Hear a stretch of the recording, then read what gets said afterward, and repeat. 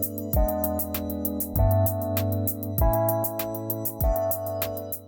how are you? I'm doing great. How are you doing, Rachel? Good. So tell me about yourself. Tell me where you're from. What's your background? How did you get started in music? Yeah, so I am from Iowa originally. I guess the whole time I was always drawn to the drums from a very early age. My grandfather on my mom's side was a drummer in little jazz combos, and he, along with a couple of his army buddies from his time in the service during World War II, started the Joliet Legion Band, which was a concert and marching band, which is still going strong today, actually. They would tour all over the country and win awards, and it's a pretty cool organization that they got going, when they got back from the war, essentially. He was always a hero of mine, and I don't know if it was because of him or because I was just naturally drawn to it, but I always remember just, listening to music and kind of feeling the pulse of the drums and just being drawn to that, like feeling it deep in my body.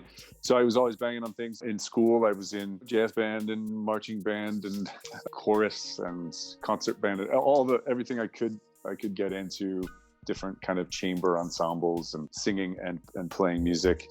And beyond that, I never took too many lessons. I wasn't always very studied. I just played all the time. I played with people and by myself, and I was into marching band for a while, so I was practicing my rudiments like crazy and all that kind of stuff. In college, I started doing acting. I auditioned for a school play. I got a fun part and I had a really good time, and I just kept auditioning for everyone that came around and enjoying that. And I just knew that I was going to study music, but after I started doing theater, I decided kind of last minute to study that instead. So I ended up going to Roosevelt University, the Chicago College of Performing Arts at Roosevelt University right downtown Chicago, and studied acting. I graduated in 2000, and at that time, I was hired by Blue Man, and I've been doing that on and off ever since. And you're Blue Man captain, right? Yes, that's right. Would you say that there are elements of the show where everyone involved is somehow creating together from an unknown space of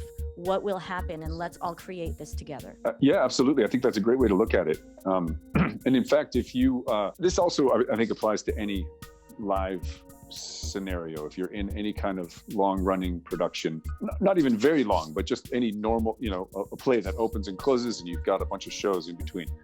If you discover something one night that works really well, and then you try to do it the same way, or if you go into it the second night or the next time you have an opportunity to do it with the same expectations of, okay, did this work then, so I'm going to try it now and see.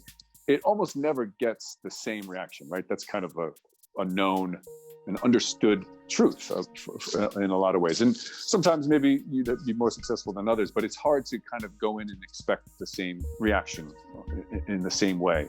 To a certain extent, you can whittle it down the longer you do it, and you're able to manipulate the arc and people's reactions and know a little more what to expect. But for those moments that just happen and are a surprise, that was an unknown, right?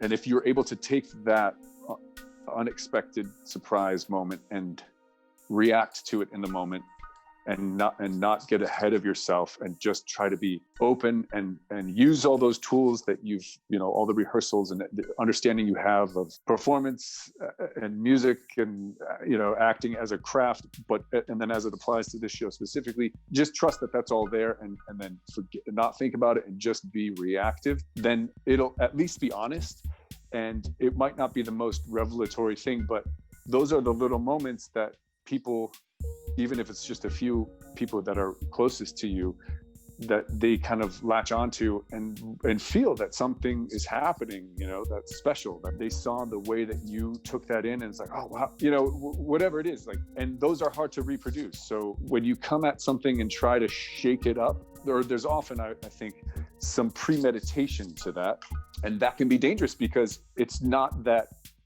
honest kind of in the moment reaction to what's happening, and you're going in expecting a certain thing, and you might not get the response that you're expecting, and then so I think it's good to be able to kind of let go of things quickly and be able to just respond to these little gifts that are given, that come out of nowhere. And I think, anyway, for me, doing that, after doing the show, there have been all these cycles of being really in and focused, and then maybe struggling with trying not to break character because I'm having a great time with my fellow performers, and there's some, troublemakers, and we like to mess with each other. And so then I have a hard time maybe keeping a straight face for a little length of time. But then I'll get to a point where I've mastered that, for the most part, I can keep a pretty solid face and still have a lot of fun and kind of goof around. So then I can push that too far. This has literally been my trajectory over the years. I've struggled with breaking for a period, and then I got good at holding it together. But then I struggled with, because I could hold it together, like maybe playing around a little too much and then taking the show into a new direction, which wasn't what was intended.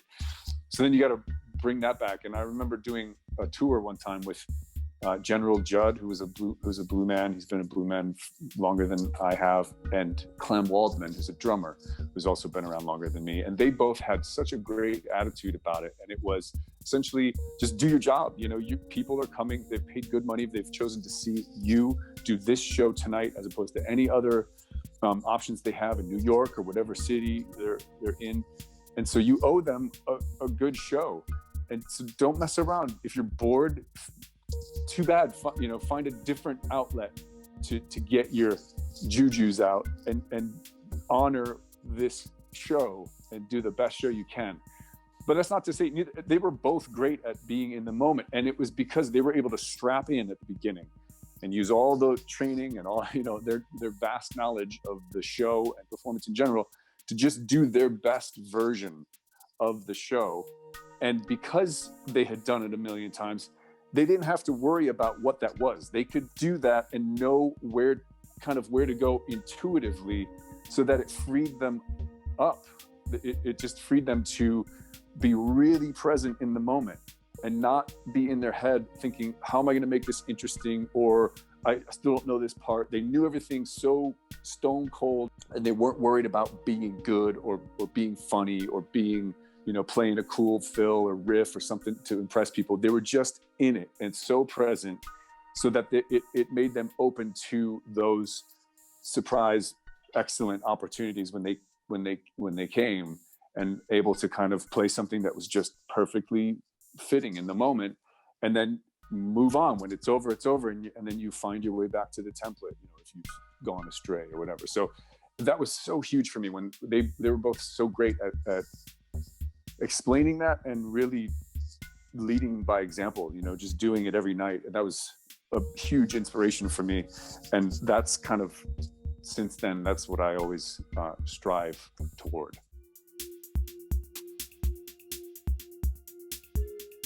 There isn't like any one method or path, that's going to work for everybody. So that being said, I think it's always good to I guess maybe follow your heart.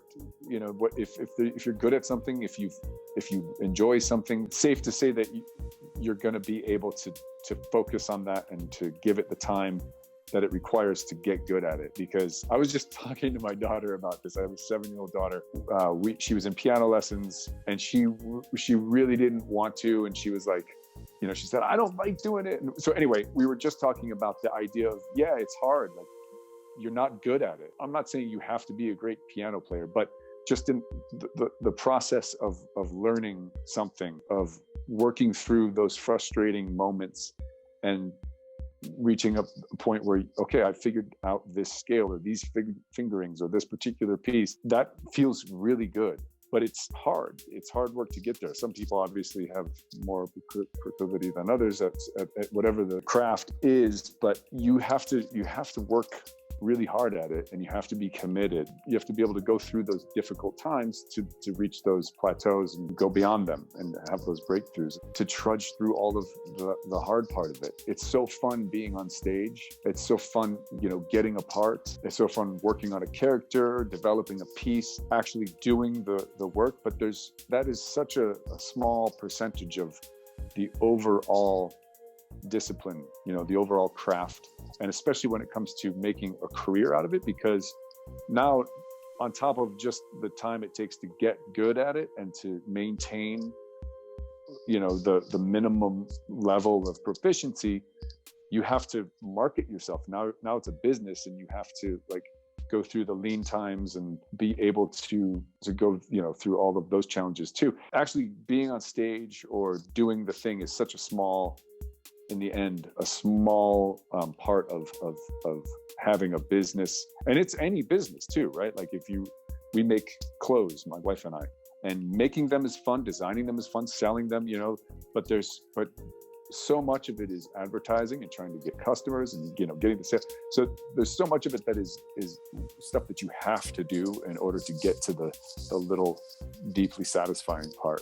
So just you got to trudge through it and keep challenging yourself and try to keep some joy along the way. Have fun through the challenges. Then that's a huge part of the mindset, I think. I don't know if you're practicing a particularly difficult method or something to do with your craft, where you're physically stretching and training your muscles to do something new. And exercise in general, if you're trying to lose weight, if you're trying to stay active, that is also a painful process, right? Like you're tearing muscle and you have to rest and then you're going to be stronger. But the actual process of doing that, you're breathing heavily, your lungs are burning, your heart is pounding, you want to stop, but you keep pushing. And then not only, so then you can reach a place of kind of Zen, whether you're exercising or you're practicing something, and you just lock into that place where, for even if it's just a minute, you're not in your head anymore. And whether you're doing it great or not, you're doing it. And there's some kind of, maybe that's where it starts to imprint and put itself in your body, and you're actually getting better at it. Whatever that is, I find that it's kind of almost a meditation at that point, and that being able to reach that is so satisfying, and especially if you can appreciate it while you're in it, because it's like, wow, I've reached it. Like this is Zen. This is, whatever, this is balance. And it is that balance, because it is hard, but at the same time, it's so infinitely satisfying because you have broken through, or you're on the cusp, like you can feel it coming, or you even know that, okay, this sucks, but I'm still alive and I'm gonna keep doing it. And then the next time, maybe it's a little easier. You could go a little farther, or you've stretched your fingers a little further apart, or whatever the application is. So I think that hard work can be its own reward if you can look at it in that perspective, where you're able to kind of get through it. And there's something about that that's really satisfying for me. And to the idea of joy versus suffering, and it doesn't necessarily have to be joy. I think for me, I use joy as like a go-to, maybe to represent that kind of level of meditation or nirvana or whatever, where you're kind of just in it and fully present. Even if it's sad, if you're working through something terrible, if you're trying to process something, there's something that can be a release, or even not a release, but like if you're turning that into whatever it is you want to turn that into, if it's art or if you're using that to fuel, then that's something that is productive and I think can ultimately be beneficial, So it doesn't necessarily have to just be joy, but I feel like there's something good in challenging yourself and overcoming these challenges on so many levels, mentally, physically, emotionally. It can just be so good for the body and soul and mind and all of it. So the company is called Malu Organic, MALU Organic. And we do organic kids clothes, some stuff for women. And at the moment we have a lot of face masks.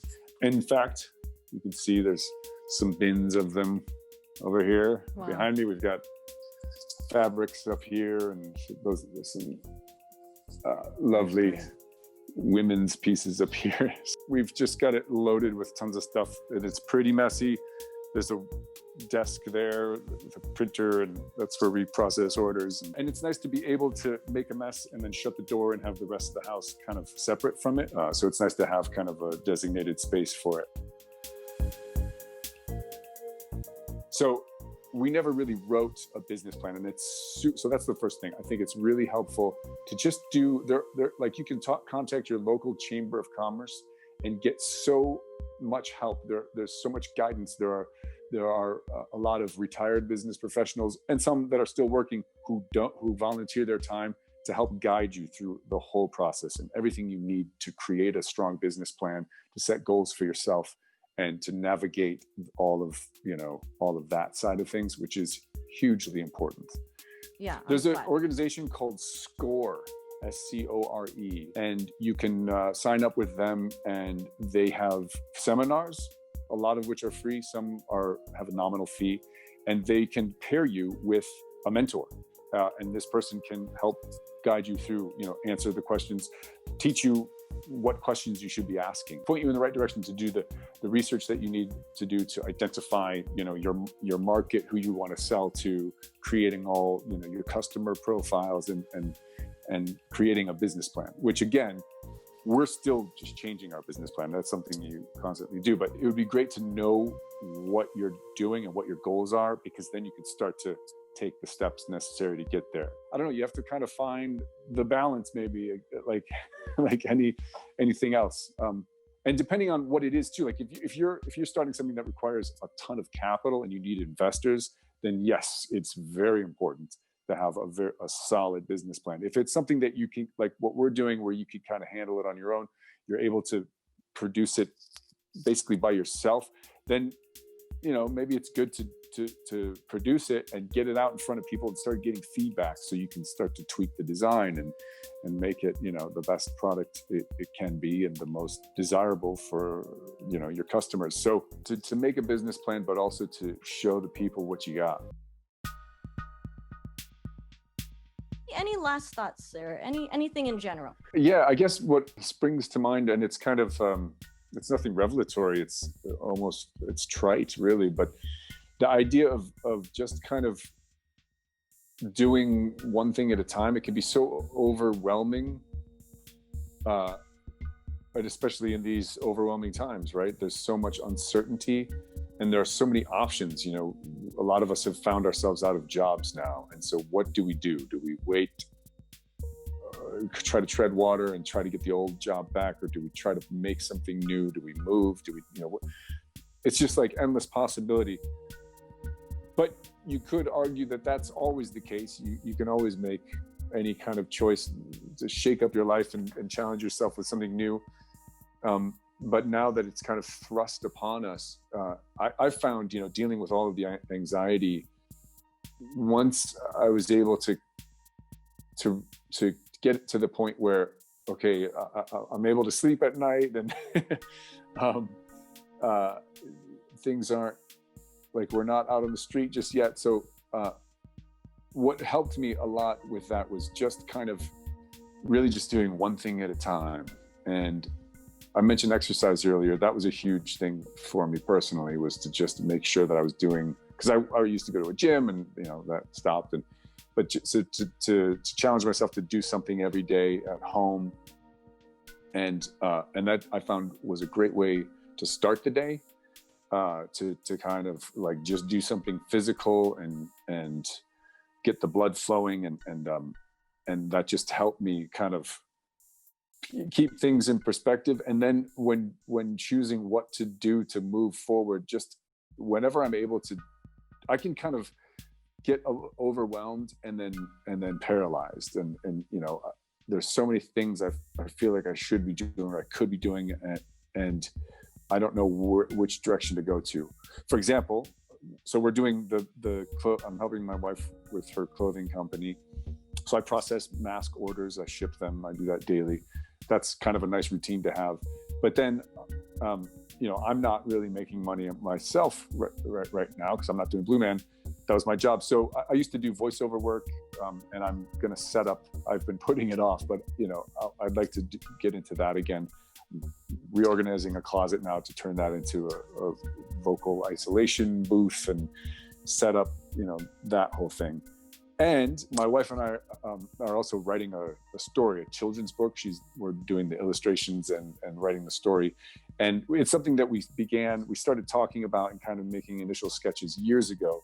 And recently we're like, we should look at that again. So I found that now I've got all these different things to do, and none of it's making money yet, So as far as like a career path moving forward, I don't know, that can be overwhelming for me. But if I'm able to kind of just like keep doing one little thing at a time, it helps me so much mentally to just, again, check something off the list. Like, okay, I did this today. I sat down for a couple hours. I wrote, only got a good one paragraph, but I did write something for the book. Or now I've finally begun clearing out this closet space to set up a recording studio again. So that really helps to just, even if it's, it's going to be a long haul, but if I'm able to exercise every day and do one little thing, and with my daughter and the piano lessons, to use that, example, so it's not overwhelming to her. I just ask her to do 5 minutes, we try to make it fun and light. And then as soon as it starts to get frustrating, we walk away. And then, next time we do another 5 minutes, so that it's not like torturous. So those little incremental steps, I think for me help immensely. It's not everything at once, so it would be great to like have a huge success and all of a sudden be really busy. But in the meantime, and realistically, you gotta just keep walking and keep making those little tiny steps forward. That really helps me personally. Keep walking. Keep walking. Yeah. I love it. Thank you so much for spending time with me. Oh, thank you, Rachel. It's been so much fun and really nice to just connect and to talk about it. And it's always a good challenge to just, for me, like it felt good. Like you were saying, maybe somebody can find a little nugget, a little pearl in here somewhere. But anytime I talk about stuff like this, I think it's a bit of a cathartic experience for me too. So I really appreciate the opportunity.